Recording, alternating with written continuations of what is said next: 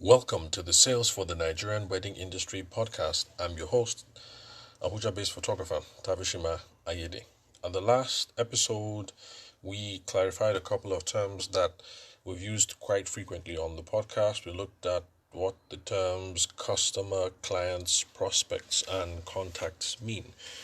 Now, I made it a point to stress that even though I use these terms interchangeably in most podcasts, they have slightly different meanings, and that's what we went over in the last episode. So, for those of you who are listening for the first time, when you're done with this, you can listen to the last one, and you'll get a sense of why they are different, because they stress slightly different things.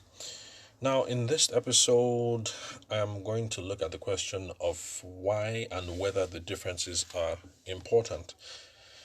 In my opinion, I think the differences are, and that's the reason why when I have live sessions or live classes, I make sure that I use the proper terms.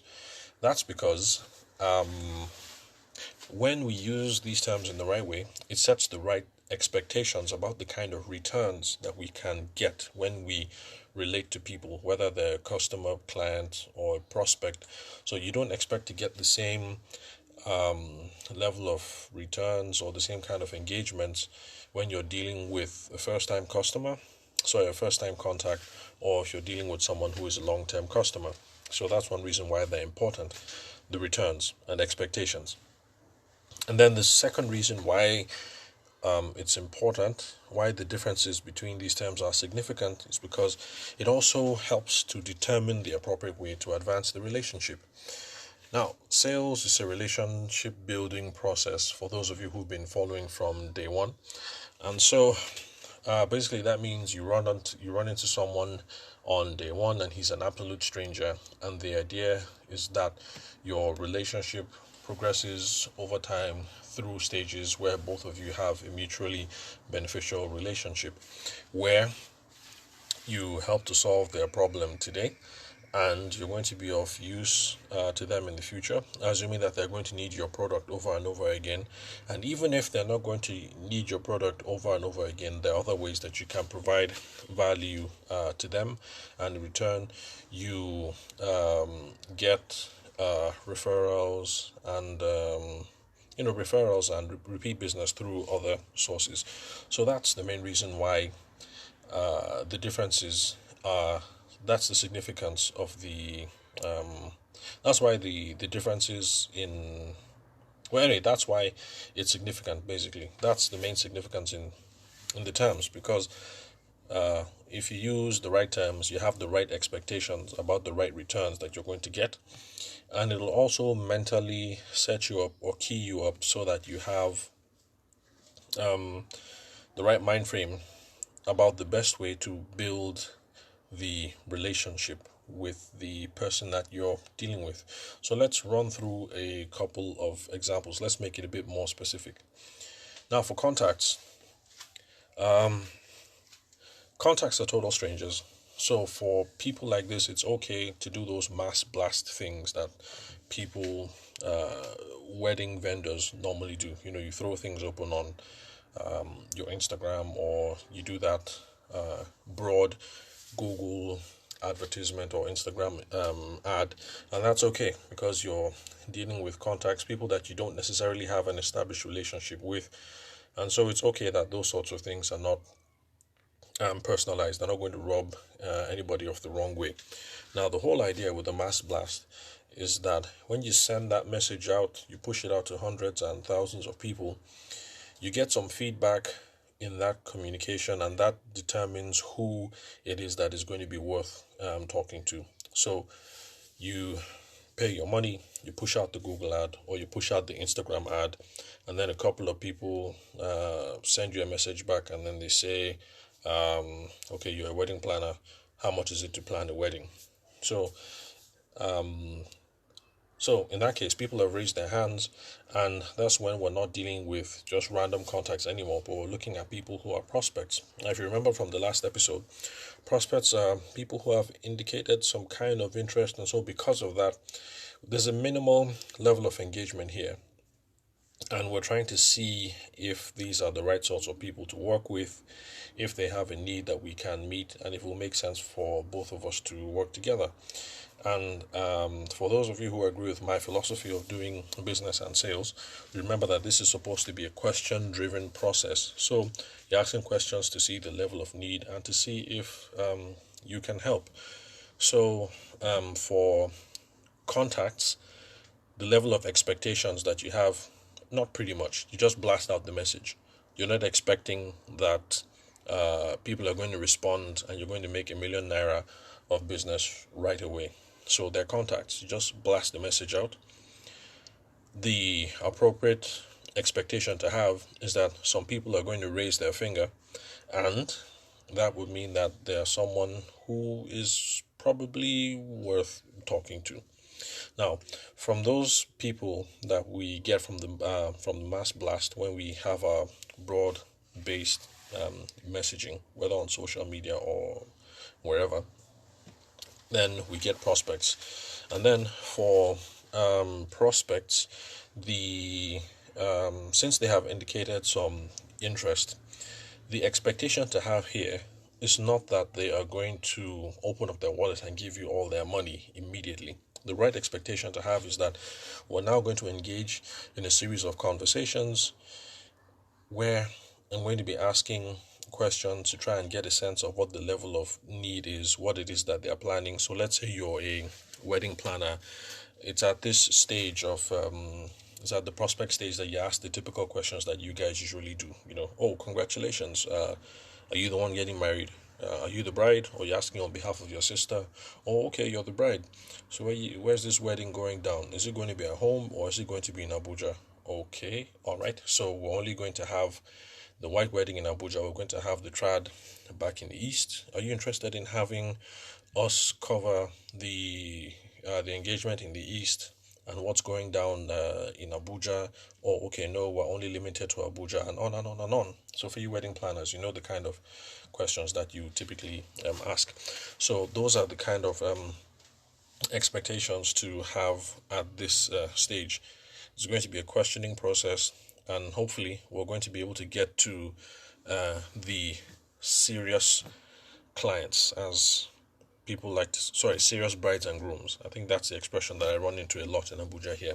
People don't like dealing with unserious brides. So through the prospecting stage, that's the right expectation. We're going to get to serious brides and serious grooms. And after we have, okay, then the next stage would be the next, where was I? Okay, customer and then client. So at this stage, we have run them through the prospecting stage, and we found serious brides and grooms, and we've gone ahead and we've done the wedding. So they've given us money in the past, and so because of that, the person is a customer. Now, the appropriate expectation to have here, and the appropriate way to advance the relationship once you get to this stage, is first of all, you try and get feedback on how satisfactory the whole process was. You want to make sure that they had a real pleasant experience from the very first day that they got in touch with you, through how you planned the wedding, and how you manage the relationship with vendors, and everything. Again, I'm assuming that in this case, we are a wedding planner going through this process. So so first of all, you get feedback because you want to be sure how satisfactory the process was. And the whole point of getting the feedback is to make sure that you get testimonials at the end. I've noticed that wedding planners in Abuja, at least, are all about that WhatsApp testimonial. You get them raving about you, and they're all Google and Gaga, and then you take a screenshot and then you put that up on your Instagram, your Instagram handle, and your website. It's not a practice that I'm comfortable with, and so I'm not going to endorse that. But I'm just letting you guys know, for those of you who are not aware of these kinds of practices, it's an option, and it looks. I get the impression that some clients don't mind these sorts of things happening, but in my own opinion, I would ask that if you want to do that sort of thing, let the client know that that is indeed what you're going to do, because it's been done to me before, and I didn't like that. Me and the vendor I just didn't. I just didn't like the fact that, well, at the time anyway, the comments that I was giving the vendor, since he didn't ask my express permission to have it put up, I just figured this was a private conversation, and so I wasn't too happy next thing seeing that it was uh, all over the internet. So I think it might be a good idea to get their permission, at the bottom of the chat to say, "Oh, thank you very much.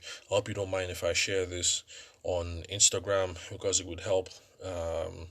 It would help me get more business. I'm sure once you get their permission, that would be fine. So, feedback, testimonials, and referrals. That's what we're trying to get out of the stage.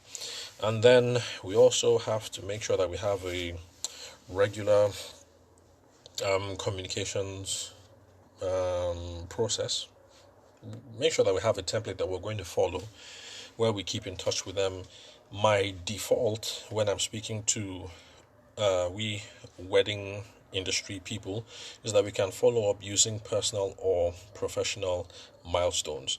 So typically, the average wedding planner that I've come across anyway tries to get the bride and the groom into their social media ecosystem. So, the swap, what's it called, Instagram handles and stuff like that. So, through Instagram, Twitter, LinkedIn, whatever it is, typically you're going to be able to see the you're going to be able to see as the client makes progress in their personal and professional life.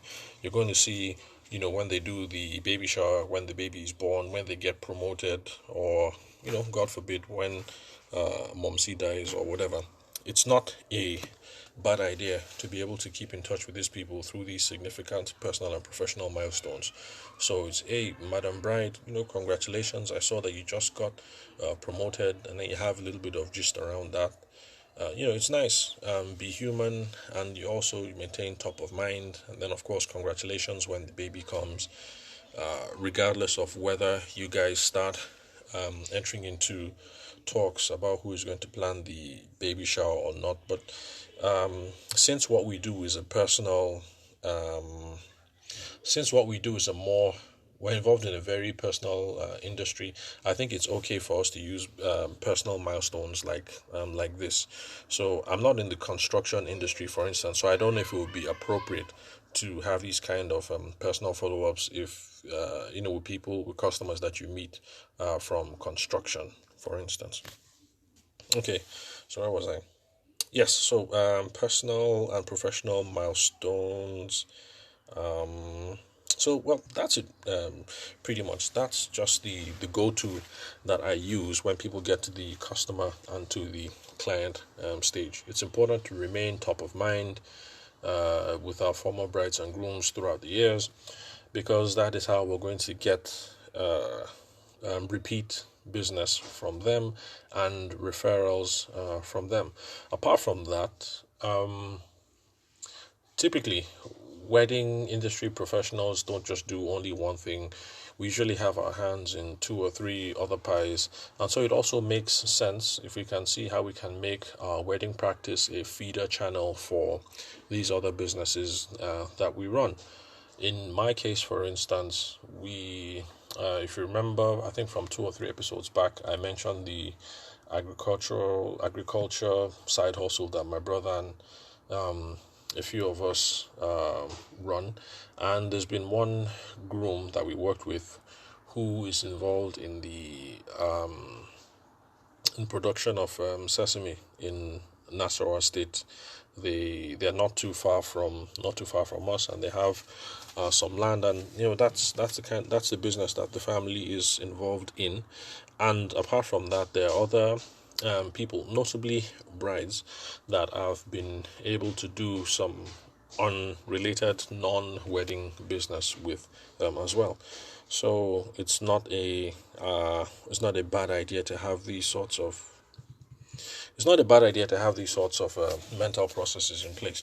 But in summary, yes, this is why the differences between the customer, the clients, the prospects, and the contacts are important, because it gives us the tools that we need to advance the relationship, and then it also helps set the right expectations to have when when dealing with people that we come across. So, with that in mind, when this COVID situation is over, please, wedding professionals, let's not have the wrong expectation when we go to a bridal show and we expect that, you pay 50K or 100K from the bridal show, and just because you attended and you paid 50K or 100K, that automatically you should get like 1.5 million, back in return.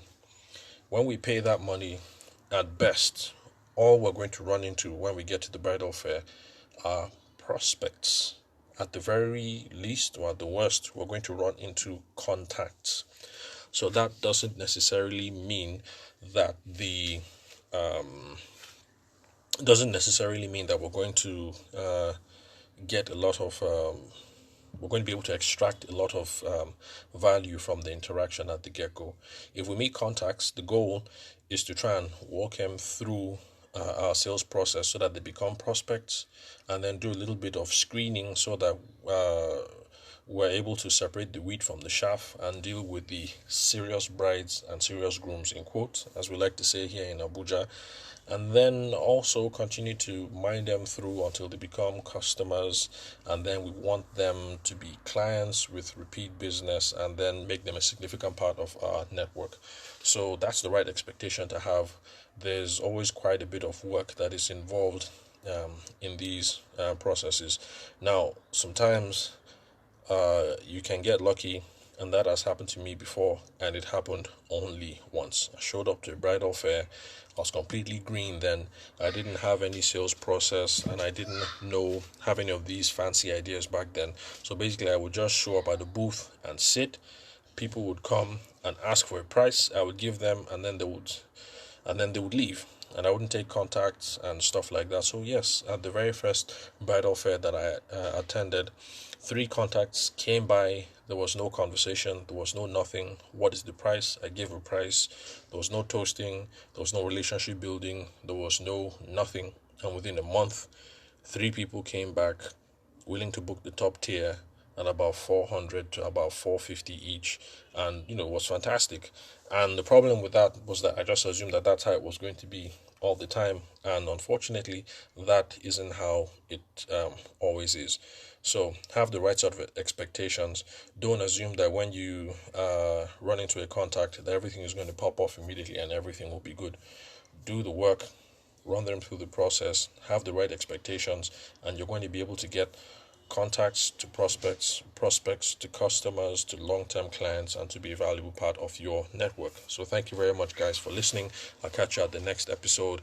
For those of you who have questions, comments, or any other inquiries, hit me up on email, ayede.tave@gmail.com. That's ayede.taver@gmail.com. And also you can SMS, WhatsApp, Telegram, and the usual, mobile telephony stuff at 08064662140. Thank you very much, guys, for listening. I'll catch you at the next episode.